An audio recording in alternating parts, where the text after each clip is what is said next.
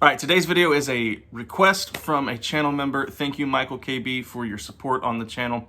We're going to check out Erling Haaland is a Freak of Nature by Football Iconic. Erling Haaland is one of my favorite players to watch so far. The fact that he has scored 20 goals in 13 Premier League matches is just insane.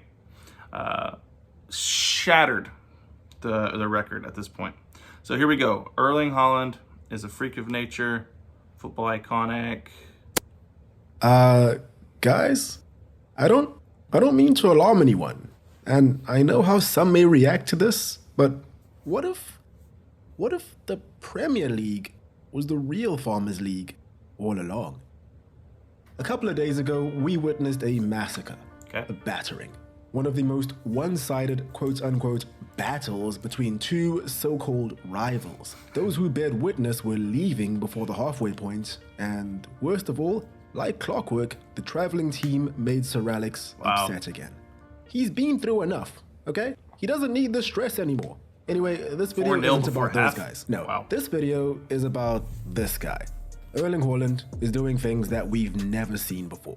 I made a video about Erling Haaland potentially joining Man City a week or two before the Blues pulled the trigger. Now, this video was made using purely publicly available information as well as my own two eyes. The conclusion was that nobody should be surprised if he became a hit over at the Etihad, which was not a hot take at all. It was the equivalent of saying water is wet. At the same time, I don't think many people could have predicted this. 14 goals in the league with 3 assists. 3 straight home games, 3 straight hat-tricks. In this video, I want to briefly talk about what's made Erling Haaland so good these past few weeks and speak on the ramifications of all of this for not only the red side of Manchester, but the rest of the league. Ramifications that are looking more and more devastating with each passing hour. With that being said, whose bright-eyed... Pause. We've got Manchester United versus Manchester City coming up soon, a derby match. I'm actually going to be out of the country when that match is played. I'm not even sure if I'm going to get to watch it live. I'll have to definitely check out the highlights, but my wife and I are going on a cruise, so we'll probably be in Mexico when that happens. But anyway, Erling Haaland, what a beast. I wonder, if you're a Manchester United fan, you got to be fuming that you're going to be facing this guy for years to come, probably. idea was it to let this monster into the Premier League? Maybe he's an alien life force. And welcome back to Football Iconic. It would mean a lot to me if you hit the red subscribe button, but no pressure, of course. So I don't feel like waiting until Friday to drop this one, so welcome to a rare Tuesday upload. Realistically, I knew that I was gonna have to make a follow-up video on how this guy's been performing in the league, but I honestly thought that that video would come like at the end of the season or maybe even at the halfway point, But this goddamn Viking has forced my hand 8 games into the campaign. Unbelievable. Before we get into some analysis, I feel we have to first take a look at some of his stats and try and put them into context. First things first, after scoring 2 goals on his debut, his scoring hasn't let up one bit. A goal per game ratio of 1.75.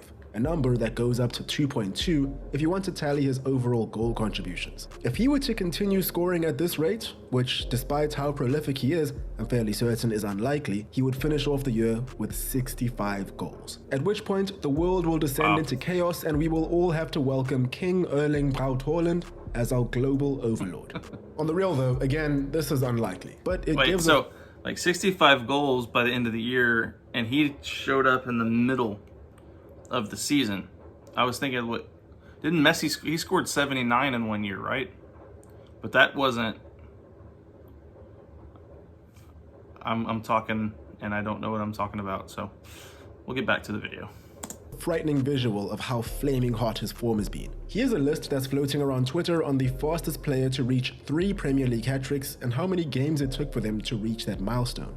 The gap between first and second really makes you question what's actually possible. Although I do want to point out that Michael Owen did this while he was a teenager, so we really shouldn't forget how much of a beast he was before his knees turned to Play-Doh. For the stats merchants out there, our boy is rocking an XG of 1.14, meaning his actual scoring rate is blowing that out the water. He's also rocking a 40% conversion rate, and he's done all of this.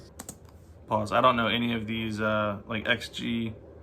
I don't know what I don't know how they track these statistics. in analytics. Something I'm going to have to learn, because I know that they're using advanced analytics in all the sports here in the States, and I'm kind of keeping up with them, but I'll have to learn these. Conversion rate, and he's done all of this with only one penalty.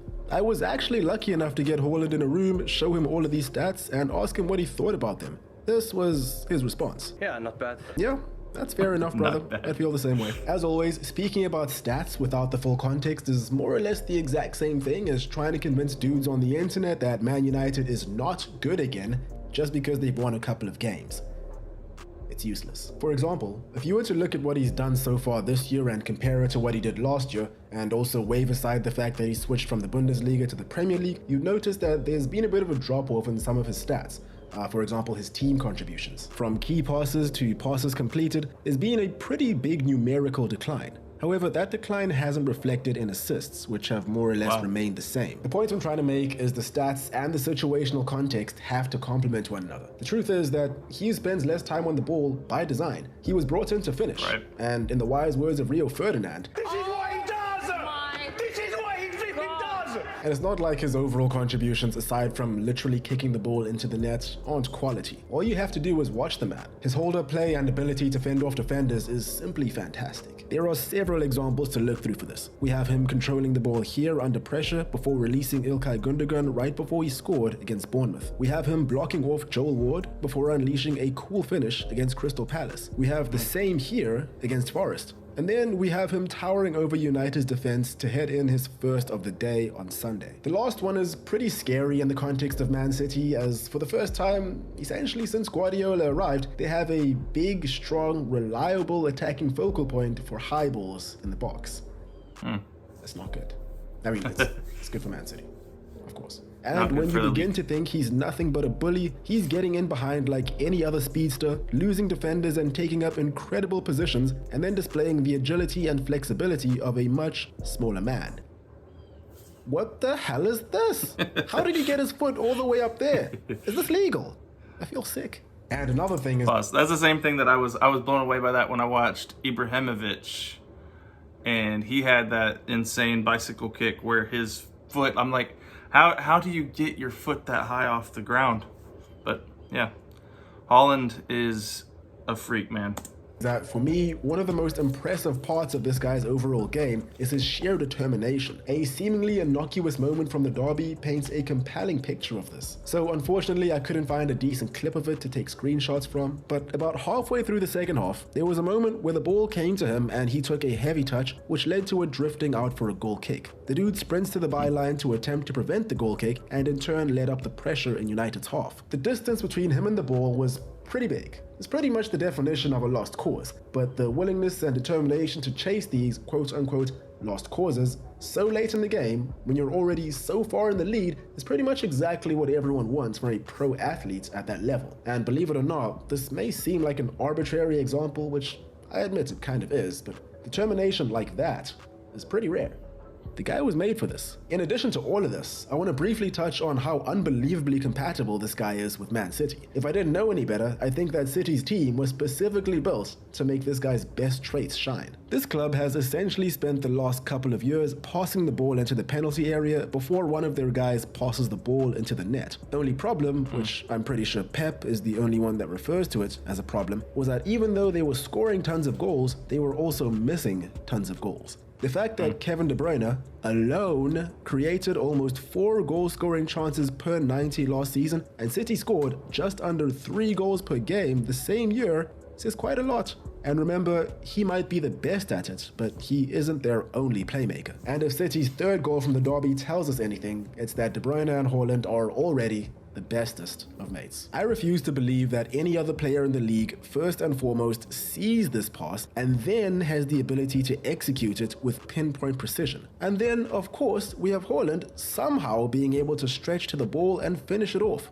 Absolutely wild. And speaking of the match, I haven't even mentioned that Haaland wasn't even the only one that scored a hat-trick. What is this life?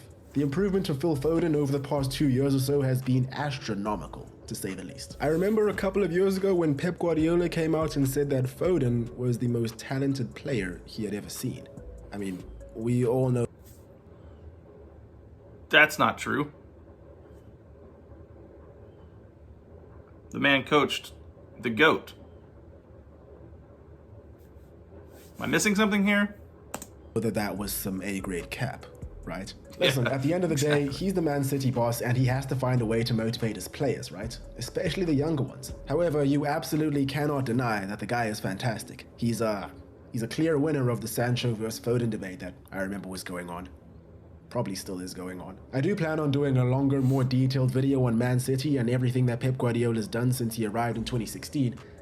However, I think at the very least, I'll give that one until Christmas to do a longer deep dive. But if you are not a Man City fan and you want a quick summary of what that video is going to entail from the perspective of every other team in the league, here's a preview. It's not looking good, bruv.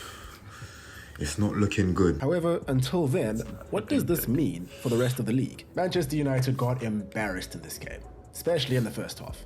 It was pretty much boys versus men. But emotions and jokes aside, you can't really deny that the improvement under Ten Hag has looked tentatively promising. Up until this game, all the new signings have looked pretty good, for the most part. It's a shame that they had to be so brutally exposed by, along with PSG and Barca, one of the most informed teams on the planet. However, as a Man United fan, I'm willing to trust the process. For the 5th time in 9 years. But back to Haaland. My brothers in Christ, I don't know what we're going to do about this guy, man. He can't be human. The league is in for some dark days, boys. Strap in, because it's about to be a bumpy ride. Unless, of course, unless you're this guy. Having said all of this, perhaps EPL fans can rejoice knowing that the suffering may not last for years on end. Last week, former City player and the father of Erling Haaland, Haaland, came out and said this. I think Erling wants to test out his abilities in every league. Then he can stay in every league for 3 to 4 years maximum. He could have 2.5 years in Germany, 2.5 in England, and then in Spain, Italy, and France, right? We do not know if it will be like that, but I think he would like to test his abilities in the big leagues. Personally, I'm fully on board with this quote. Actually, you know what? I'll even go a step further. I think he's already proven he's a Premier League legend. It's time to go. And there we have it. What do you guys all think about Erling Haaland? And also, what do you think about this format of video? Kind of, but not really a reaction video with a little bit of detail sprinkled in? I don't know what to call it. Feel free to follow me on all the socials. Links are in the description. And that's all from me today. Hope you guys enjoyed. Hope you're having a great day. Cheers. Great video, and I'll catch man. you in the next one. Great video. Awesome analysis. Yeah, Erling Haaland is a freak. I've been catching a lot of his reels and YouTube shorts and Instagram and stuff, and just seeing some of the skills that he has. There was one video that I saw of him, stacking football on top of a football on top of a football, and then kicking the football off of the football without knocking the other 2 footballs down. And that was a terrible description, but I'm sure I'll play it somewhere here. Yeah. Thank you, Michael, for your channel membership. Thank you for requesting this video. If you guys like what you saw in this video, then you can like, comment, and subscribe. That would help me out a whole lot. And I'm saving this for the end of the video just in case you're going to watch all the way to the end. If you want, I have a GoFundMe link in the description below. I'm trying to buy a MacBook so that I can really, really knock out a lot of high quality content, do some Twitch streaming, some things like that. I've already got a handful of support over there on that, but if you want to check that link, it's down in the description below. Help me out buying a MacBook so that I can get some of the highest quality content out for you guys. That would be helpful. Anyway, thank you for your support. I'll see you in the next video.